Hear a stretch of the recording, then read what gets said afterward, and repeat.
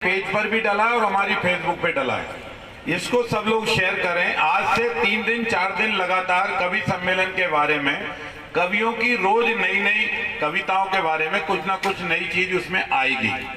तो एक तो आपको प्रचार करने में, बताने में सहूलियत होगी, और आपके जो फेसबुक फ्रेंड होंगे उनके पास ही कुछ चीजें ऑटोमेटिक चली जाएंगी। कुछ चीजों को आप शेयर कर दें। हेमंत बैठते जाओ फटाफट। कुछ चीजों को आप वहां शेयर कर सकते हो। तो इसलिए एक तो आपसे प्रार्थना है कि इसको आप निश्चित रूप से करें।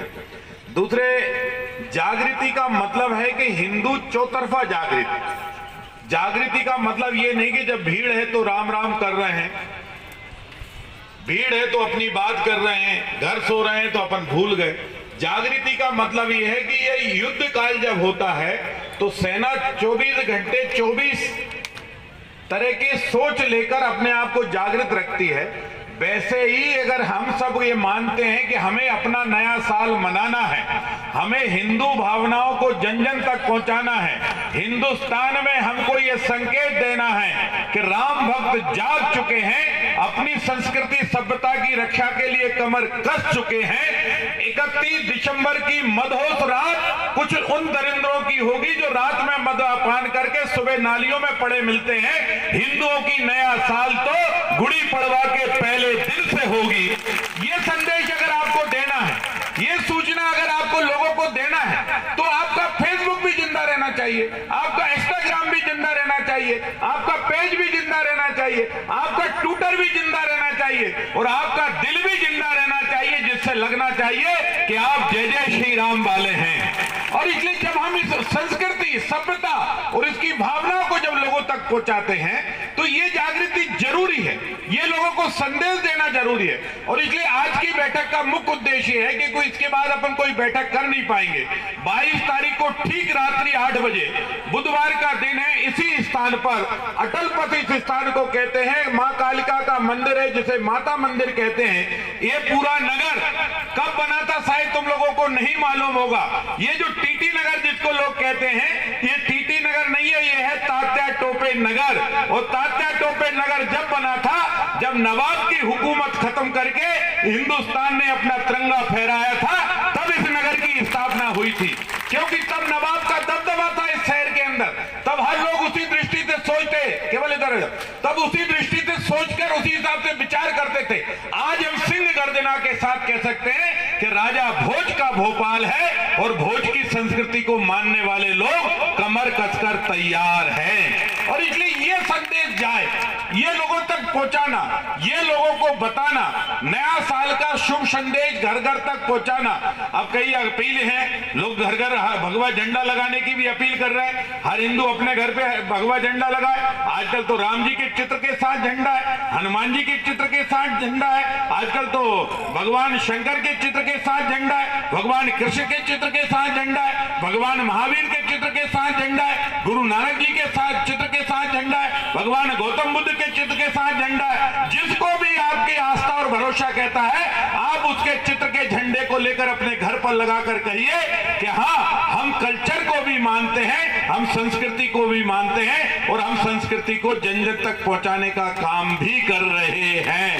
ये संदेश जब लोगों के पास जाएगा तो हम एक दूसरे को जोड़ने का काम करेंगे। ये जरूरी है, ये इतना पर्याप्त लोग नहीं है। आपको ये नहीं लगना चाहिए कि हम लोग इतना जो काम कर रहे हैं ये पर्याप्त है। नहीं, ये पर्याप्त नहीं है। जैसे सूरज अगर कहे कि मैं 100 किरणें को रोशनी दूं और बाकी 1000 लाख किरणें रोक दूं, तो पर्याप्त सूरज होगा क्या?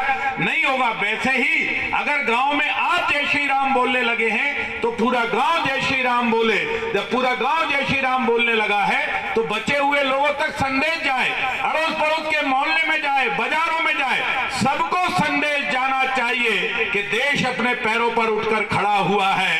अब कोई भी जिन्ना इस धरती पर पैदा नहीं होगा, क्योंकि हर छत्रपति शिवाजी अब जग चुका है।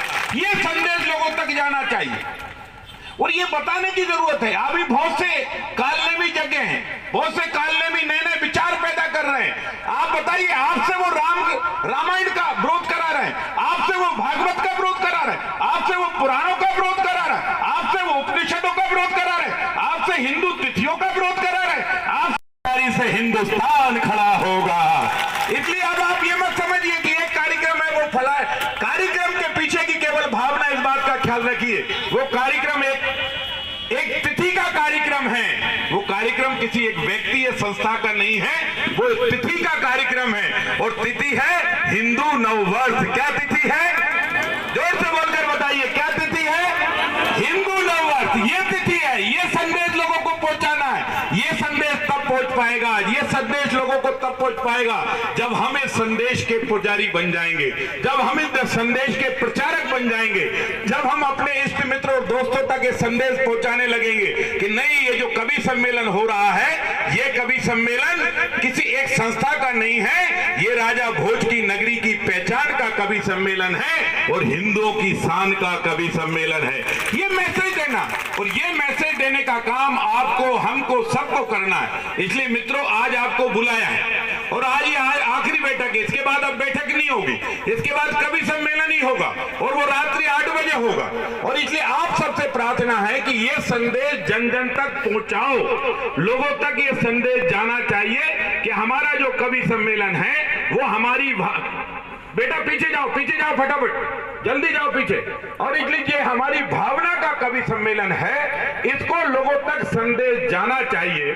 और इसलिए आपकी फेसबुक पर, आपकी ट्विटर पर, आपके इंस्टाग्राम पर, आपके पेज पर, आपके व्हाट्सएप पर कम से कम कुछ नहीं लगा सकते तो 4 दिन 5 दिन के लिए यही लगा लीजिए, गुड़ी पड़वा।